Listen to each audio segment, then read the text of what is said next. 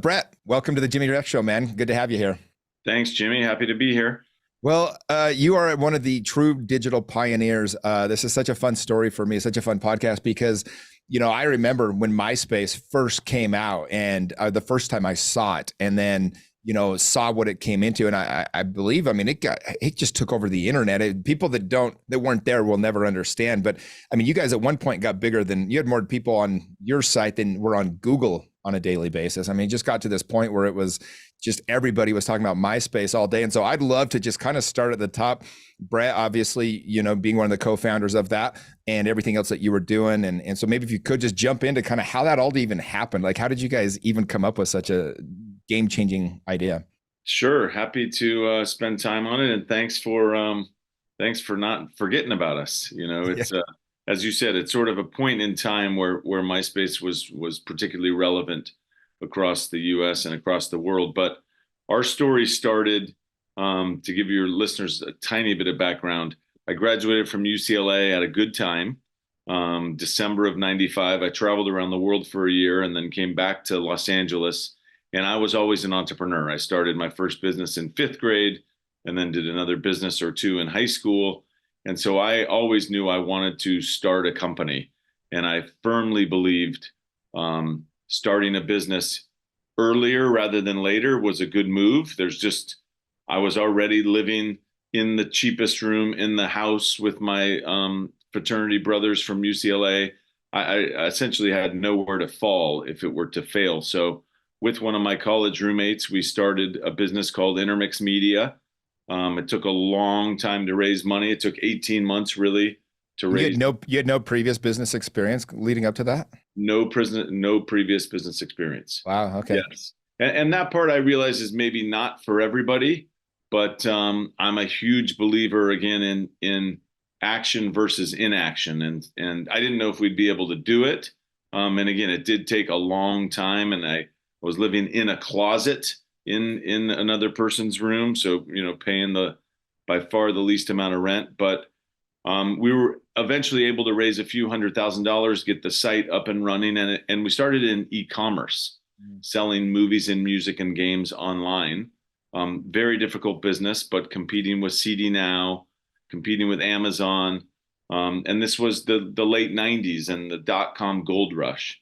So the good news is once we got traction, there weren't that many businesses that were able to generate revenue on the internet. And so we actually went public in April of 1999.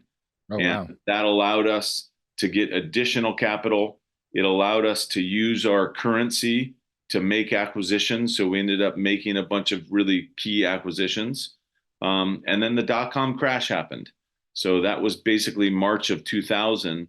And it wiped out 90% of the tech and internet companies across the US. It's hard, even by today's standards, to understand how devastating it was. But what seemed like big internet businesses were here today, and they were completely out of business, 1,000 employees out of business 90 days later. Our advantage is we were a real business selling product.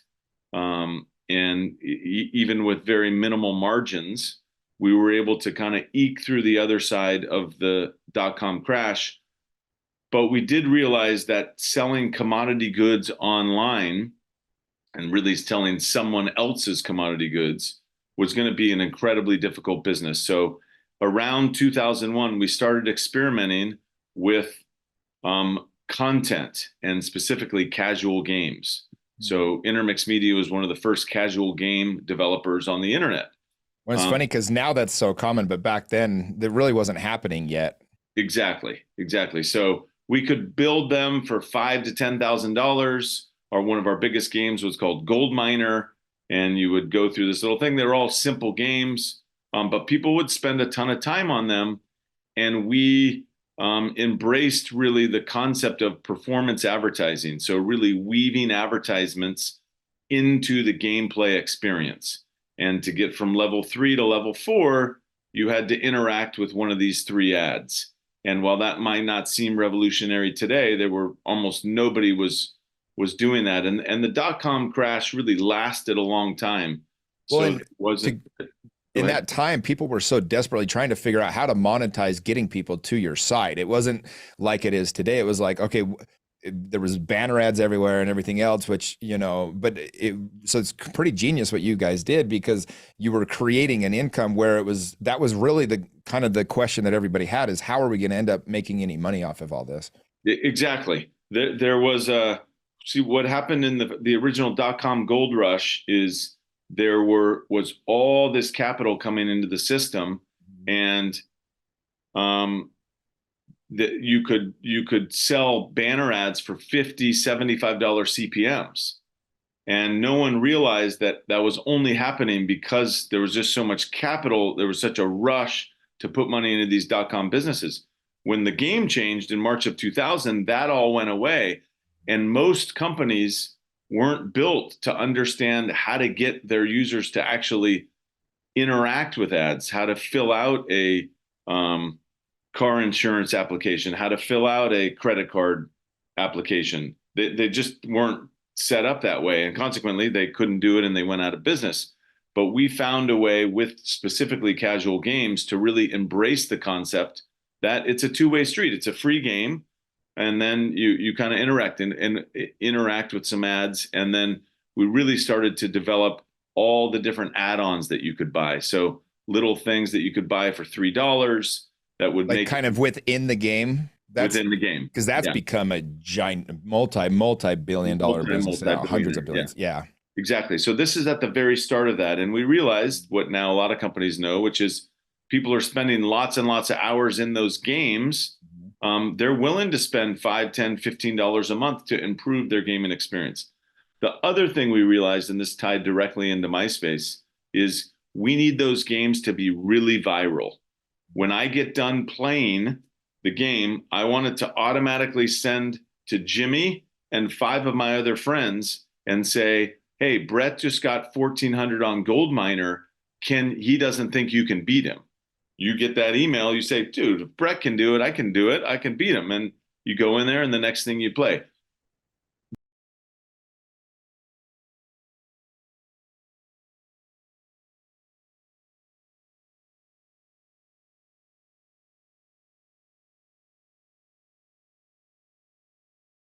Self-sustainable. So that really dragged us out of the dot-com sort of bust and made the business viable. For the first time, we were able, it sounds very simple, but able to make more money than it cost to run the business. And we were a very small company. We had roughly a $50 million market cap, doing something like $30 million a year in revenue. And those games continued to work. So we had a bunch of different gaming sites. Get to early 2003, we have an amazing team, still all friends today. But Chris DeWolf, Tom Anderson, Josh Berman, Aber was an amazing team inside of Intermix. And they had just finished really an e-commerce business that they were running inside of Intermix, but they wanted to do something very big. We wanted to now take bigger swings. And so we took a bunch of time and really studied what is a huge market, or what do we think is going to be a huge market where we can be a leader. And we had figured out low-cost content was pretty amazing with these casual games. But there's only one thing better than low-cost content, and that's no-cost content, right? A site called Friendster existed. A guy named Jonathan Abrams was running it. I'm still friends with him today. He's a great venture capitalist. But Friendster existed. It was in San Francisco. It was not cool. It was very clunky. It was very difficult to control your page. And so the general concept behind MySpace was, what if we could launch a cool, hip version of a social network that would give the user a lot of control over their page? We would make it music-centric. We would make it entertainment-centric because we're based in Los Angeles. Let's see how that would work. Essentially, it wasn't a lot more than that. So Friendster was essentially kind of some of the inspiration. Did you have any inkling of how social media was going to change the world? I mean, I know you said you had a big idea. You wanted it to be a big thing, but did you have any concept of what this would turn into? Certainly not the scale and the impact. And when we figured that out, in some ways, was month one of MySpace. So we actually launched MySpace with an internal office promotion. We had about 200 employees in Intermix Media at the time. And I sent an email out to everybody in the company and I said, hey, we're launching this site called MySpace. It's a place for friends. We're going to have an inter-office promotion to get it off the ground. The person inside of Intermix that gets the most number of friends within the next 3 weeks wins $250. Second place, $150. Third place is $50. And it kind of worked from that moment. A person named Sheila that I'm still friends with today was the winner. She got like 46 friends or something. And it just gave us a couple thousand people in Los Angeles. And because we were a longtime internet publisher and we had been building games and building sites, and we knew traditional user behavior, which was something like coming back to a gaming site 2 to 3 times a week, looking at 10 to 15 page views and spending 10 to 15 minutes. That was kind of normal user behavior. Even in week 2, 3, and 4, normal user behavior on MySpace was coming back 5 or 6 or 7 times a day. Wow. Looking at 25 to 30 page views, spending 15 to 20 minutes. And so you can picture every night we're going through this data, and I'm honestly thinking to myself, what are these people doing? Like, what is happening? And you could go into the logs and you would see that I would be posting a picture and I'd go back 45 minutes later and see, did my friends comment on my picture? I'd be commenting on your website. I mean, your photo. And I'd go back 20 minutes later. Did you comment on my comment? So what became very apparent, even at month 1, 2, and 3, is people are pretty fascinated with themselves. And I know that sounds... No, it's so accurate, though. It's like, it's so obvious to us now in the world we live in, right? Right. But like, what a concept to have. You guys are the ones that really discovered that. Yeah. And so, and I remember sitting there and looking at it and just saying, wow, people are fascinated with themselves. If it's the picture or a comment or something, it's just, they react very differently than a Wall Street Journal article that they're just not going to interact with. So from that moment, we did exactly what you would do and a lot of your entrepreneurial listeners would do, which was we backed up the truck. We said, this is special. This is going to allow us to be a leader in what appears to possibly be a very big market. Let's put our best resources on it. It was very expensive at that point to run a social network. How did you fund it originally? The server costs. I mean, we were an existing public company that basically was always sort of break even. To show you how early it was and small time it was, because we were basically break even, but MySpace, even in the first 6 months, was growing like a weed. We had board members every quarter that would say, we got to turn off that site. We can't afford to run that site. And we would say, wait, what? No, this is our golden goose. Like, this is extraordinary what is happening here.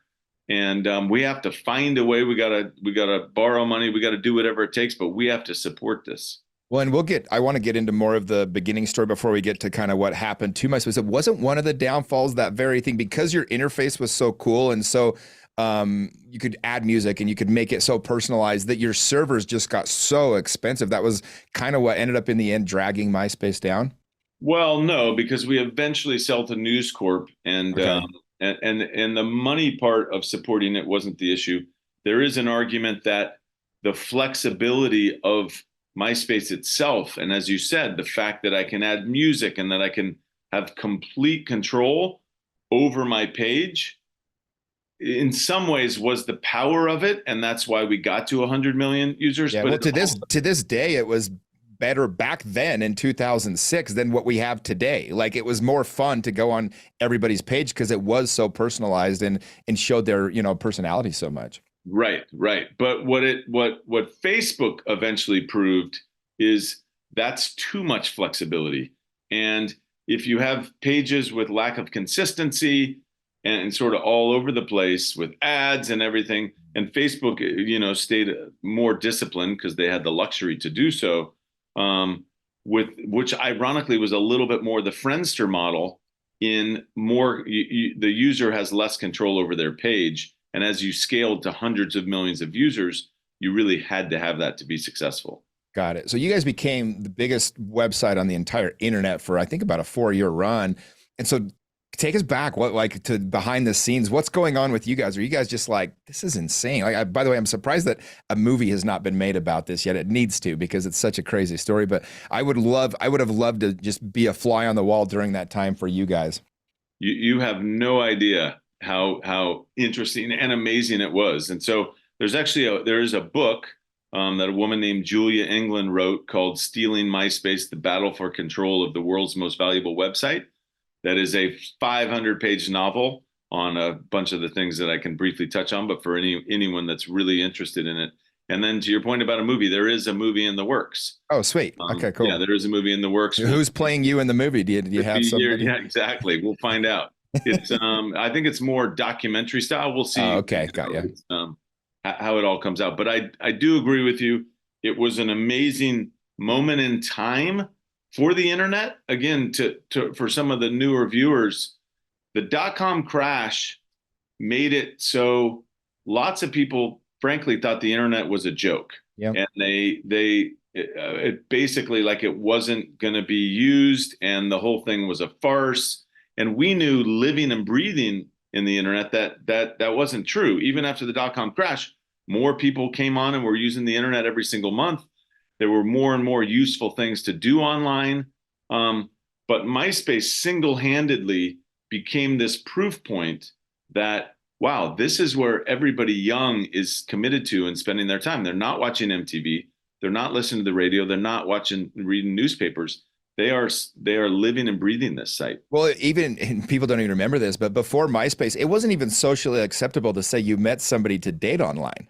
You would have been like a weirdo, it'd been like, what are you talking about, in some weird chat room on Yahoo or what, but you guys kind of was the first site that allowed people to go, oh yeah, I met her on MySpace or whatever. It was kind of it became cool to be on the internet because of MySpace. It became very cool. And so we rode that wave. The August of 2003 was the launch.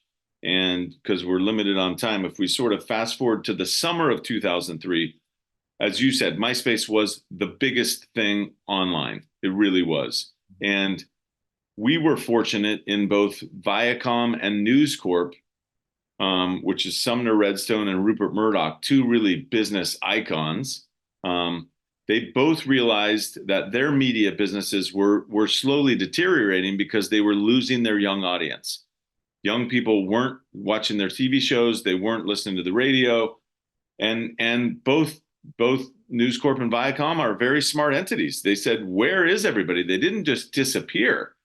And so why is nobody watching our stuff? Yeah, why is not, like, where did they go? And so we got into a very fortunate situation where we engaged with Viacom first. There was a concept to merge MySpace with MTV and have it be sort of the television and online, marriage. And so we spent about a month and a half through that process and meeting with different Viacom, the person that ran MTV, the person that ran partnerships.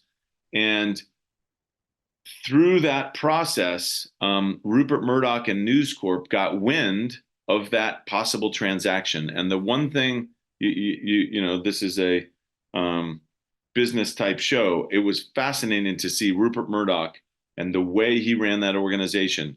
When he heard about that deal to possibly buy us, and he realized this is an asset with up to 100 million young people, it's where the momentum is. Mm-hmm. I cannot let this happen. News Corp engaged with us on a Friday. We worked through the entire weekend in Century City at a law firm. And Monday morning, before the market opened, we announced a $600 million sale to Rupert Murdoch and News Corp. Wow. Well, and to people that again, if you're younger, you wouldn't understand. But MySpace was where a lot of musicians were platformed. It's where a lot of them were being discovered. And so it would make sense to do a partnership even with MTV at that time. It kind of seems like a weird marriage now, but like at the time it would have made a lot of sense. It really would have. And you make a good point. Music, I still have musicians literally today that say, Brett, MySpace was the best thing that ever happened to us. It launched our career. It built, it was the first thing that allowed us to make a connection with our fan base and to figure out where we should tour, and gave us the ability to be musicians full time. And the surprising thing is, in 2024, they all say the same thing. They say there's nothing else like it. There's nothing that's replaced it. Comedians as well say the same thing. A lot of comedians give their, their start to MySpace. And comedians as well, yes. Well, and it's funny because now you hear 600 million doesn't sound like that much, but at the time that was, I mean, a ginormous, acquisition. That was an enormous sell for you guys. One of my favorite tweets of all time. I'm sure you know what I'm talking about. There's some guy was coming at Tom who was kind of funny. One of your co-founders basically became friends with everybody, became very famous for being the first person you were friends with when you joined MySpace. But he was commenting about something, and somebody says the guy that couldn't even keep a social media company running from going out of business. And he hits back and he says, yeah, coming from the guy that sold that social media company for $500 million while you're begging your boss for half a day off work or something like that. It's like the ultimate burn of the whole internet. It's like my favorite tweet. Yeah. But it's funny you mentioned Tom. So the reason why Tom became everyone's default friend is kind of interesting. So at about month 2 or 3, we realized that in a social network, a very key component was you had to be able to find other like-minded people. If you loved to play violin in LA and you wanted to find other violin players, you needed to have some common connection. If you didn't have a mutual friend, there was no way that you'd be able to find someone else that likes poetry or someone else that likes to play the violin. And so we needed to have a common friend was our original idea. Tom is an amazing person and very hands-on. He was essentially the person that would get all the user feedback, and he was up until all hours. And we took that picture, that sort of famous picture of Tom just turning around. We just took it, on like a Tuesday. And we said, Tom, you mind? We didn't really understand the gravity of even what we were asking. But Tom, do you mind being everybody's default friend? Sure. Next thing you know, you fast forward 4 or 5 years, he can't even walk. He's walking around Hong Kong to New York City, and he'd have 100 people following him around, Wow. But that really became a key component to the virality of MySpace, is that you could search essentially everybody's profile because 98% of the people, you had one friend in common.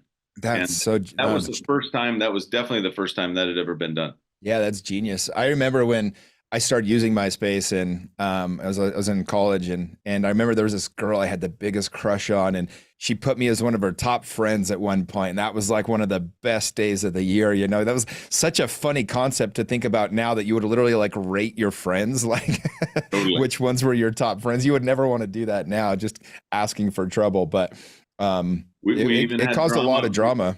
It did. We even had a little drama in the office, as I remember, about different stuff on that. But it worked at the time, and it really had never been done before.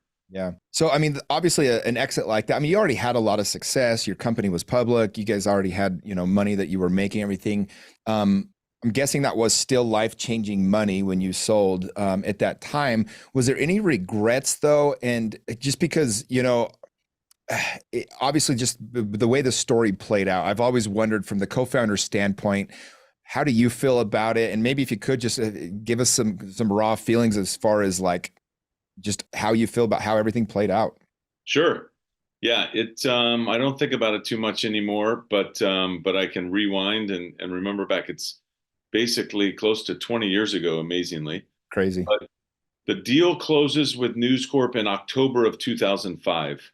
And the context of the company matters in the sense of we started in roughly 1998, went public in 99, the dot-com crash happens, multiple points, and this is all in the book for anyone interested, multiple points along the 8 or 9 year journey, we almost went out of business, right? So several, which is very common, of course, in startup world, but several near-death experiences, having to cut the team and all kinds of stuff. So as you pointed out before, 600 million in today's standard of trillion-dollar market caps kind of seems like, but at the time, and especially given that we were coming out of the dot-com crash, it felt like 10 times that. And specifically that News Corp and Rupert Murdoch were putting this much value on this site. So it really was beneficial for, frankly, the entire startup internet world, but definitely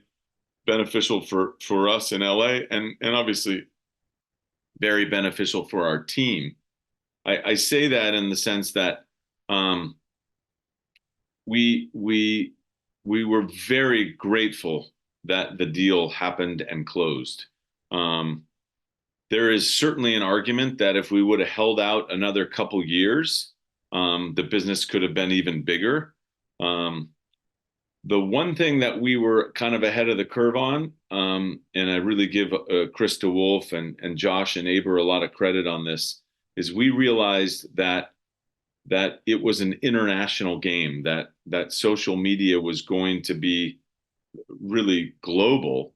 And as a small independent company, at that point, sort of duking it out with the very well-funded Facebook, which we did try to buy Facebook, by the way, also covered in the book. At what point did you guys try to buy Facebook? In the first couple months of 2004.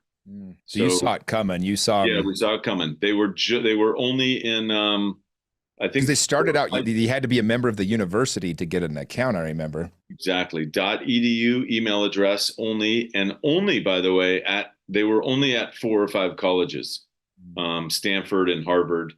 But we were internet entrepreneurs, so we were in the game, and we were MySpace, and we realized, wow, they're really tapped into something. I mean, they have a very dedicated audience. So we flew up north. We really tried hard to buy them, but it wasn't meant to be.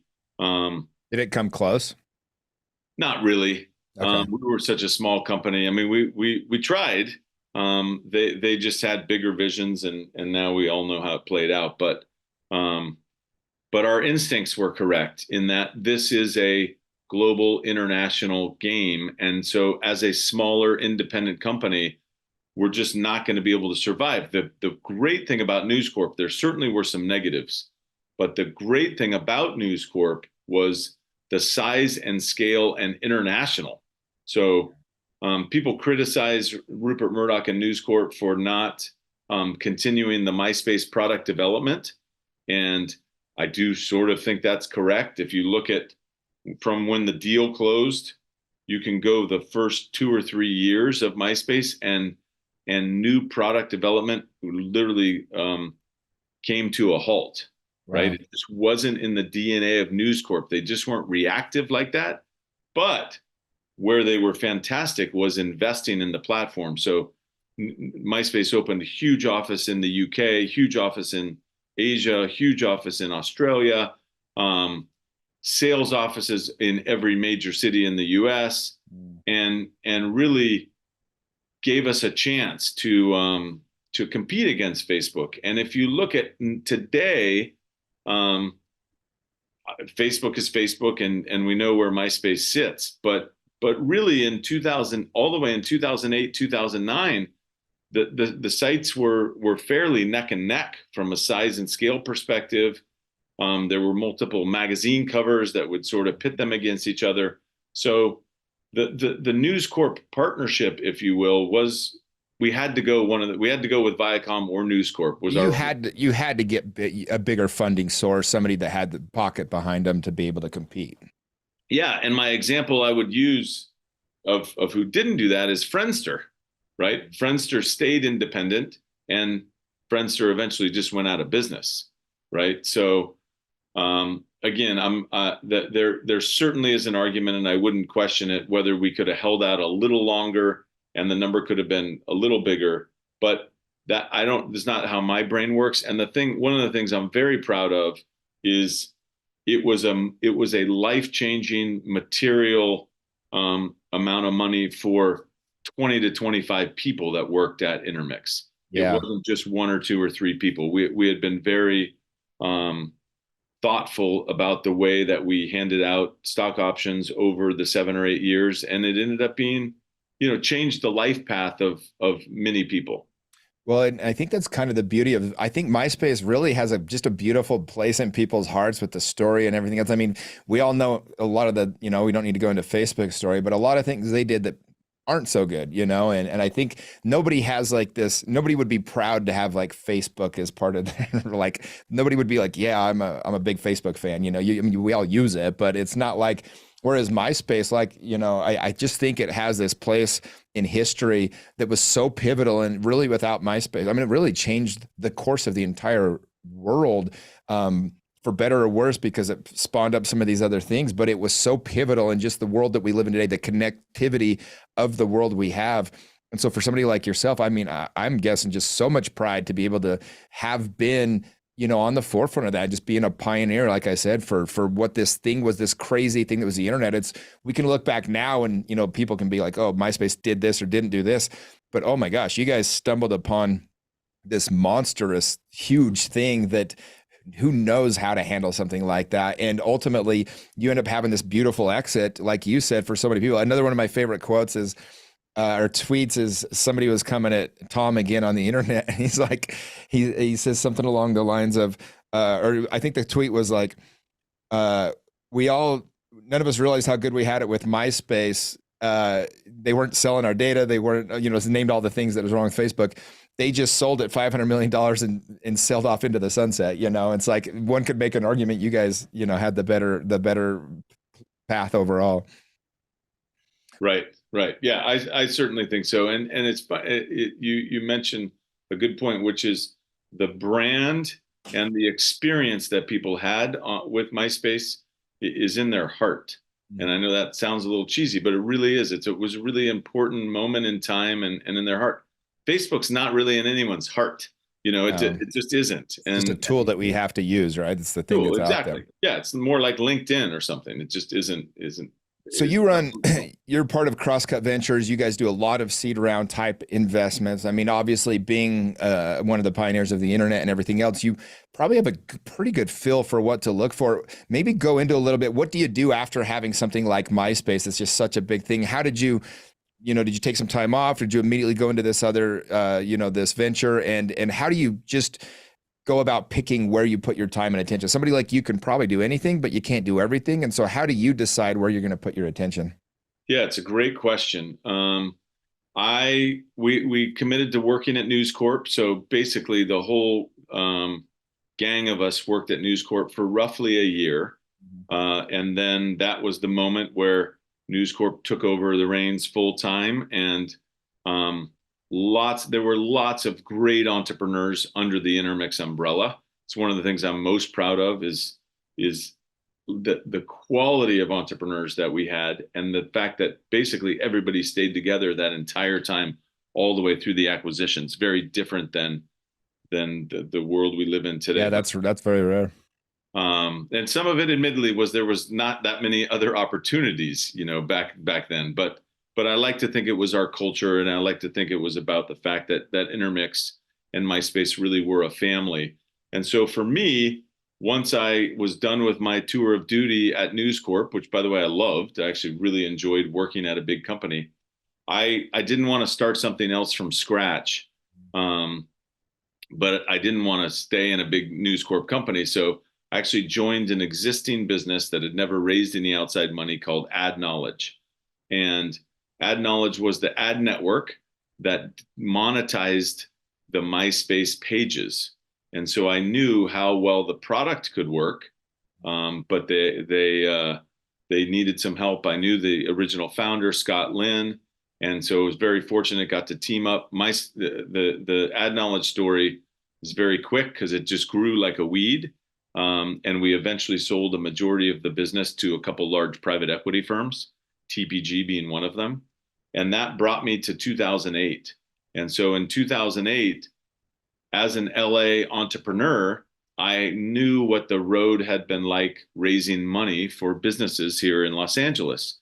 Much like Salt Lake City, there was not a lot of dedicated venture capital money. And I was very fortunate to have two friends, Brian Garrett and Rick Smith, that were venture capitalists, that were at a larger Series A fund, that realized, hey, there is an opportunity to launch a seed fund in the ground in this LA market and hopefully benefit from a ton of value creation that was going to happen. So we planted the flag in the ground, as we say, in 2008 and started our first fund. We are now halfway through our fifth fund. Fund size is around $100 million fund size. We make 25 investments per fund. We've made investments in Salt Lake City. We have a great business called Monarchs in Salt Lake City. And it's the best job I ever got to have. And the reason it's the best job I ever got to have is as a seed investor, we end up investing in a diverse set of super talented entrepreneurs. So space and defense is a big category for us. Climate tech is a big category for us. Health tech is a big category for us. AI, of course, a bunch of the stuff. Our most recent deal is an AI deal. But all those teams are at a fun stage where they have 10 to 15 employees. They've raised $1 million to $1.5 million in the past. They have some level of product market fit. They have customers that are happy, that are paying them. And it's a moment in time where Crosscut can go in. We can lead a $2.5 or $3.5 million round, which is the capital they need to hire a sales force, to bring on a COO, to expand to Europe, whatever it is.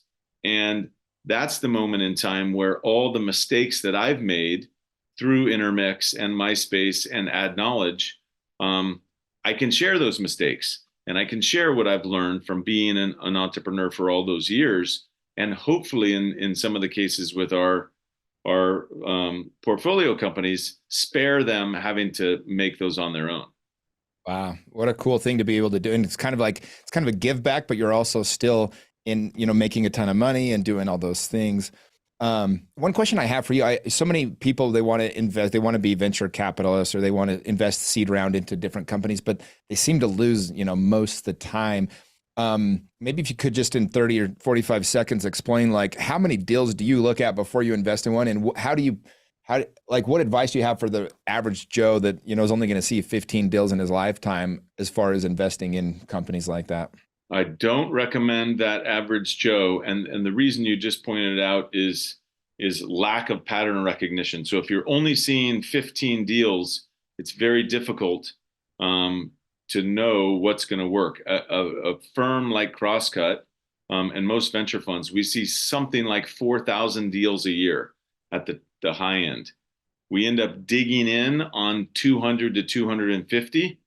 We have 50 present to the Crosscut partnership, and we end up making 7 or 8 or 9 investments during the year. That's wow. The kind of funnel that we go through. And when you've been doing it, in our case, we've been doing it for 16 years, you end up with a really strong sense and pattern recognition of what's the profile of entrepreneur that's going to be successful. That's the number one thing. What's the kind of product that's going to be successful, as in capital efficient, and then ultimately the kind of markets you need to be going in, big enough markets to have venture capital outcomes. If you're a dentist or a real estate developer or a lawyer, those are all amazing professions, but it's really difficult when your cousin is sending you over a deal and they're saying, this is what my friend's doing. Do you want to put $50,000 into it? It's literally like playing the lottery. Yeah, no, thanks for sharing that. It's an advice I try to give people all the time. And so I knew you'd have the same answer. Well, I really honored to be able to do this interview, Brett. I know you're not really a big social media guy. Is there somewhere that you like to send people if they want to, look more into, or just kind of follow your path from here or get to know you more? I am. You pointed that out, Jimmy. I've loved being on the show. I am, ironically, and in part because of what I saw social media becoming back in the day. I am not on social media or LinkedIn or anything. I am very accessible though at brett@crosscut.vc. We are in the business of helping entrepreneurs and backing entrepreneurs. And I hope to get to keep doing it for another 20 or 30 years. Awesome. I guess last question real quick. This just came to me, but is social media a net positive or a net negative on the world? Social media today is a net negative.